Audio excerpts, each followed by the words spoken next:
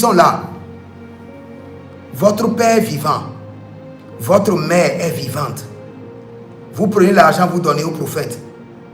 Et vous n'avez pas donné l'argent à votre père et votre mère. Vous êtes en train d'attirer la malédiction, c'est grave. Ton père et ta mère, s'ils vivent, ils doivent manger de tes mains. Tu ne prends pas soin d'eux. Ils sont malades. Tu les as oubliés au village.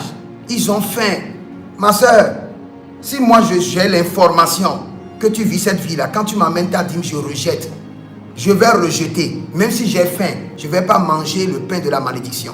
Je vais rejeter devant toi. Un homme a 3 dîmes à payer. Et il ne doit jamais rater les 3 dîmes.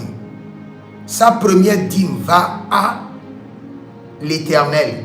Deuxième dîme va à ses parents. Troisième dîme, c'est les impôts à l'État. Si jamais tu refuses de payer l'impôt de Dieu, il viendra prendre ça d'une manière ou d'une autre. Tu refuses de payer l'impôt de tes parents, Dieu viendra prendre ça d'une manière ou d'une autre.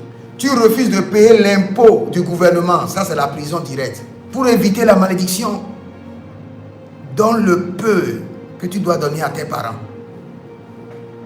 Si tu es un pasteur et tu veux prendre soin du pasteur, tu prends soin du pasteur. Si tu ne le prends pas soin de lui, ce n'est pas forcé.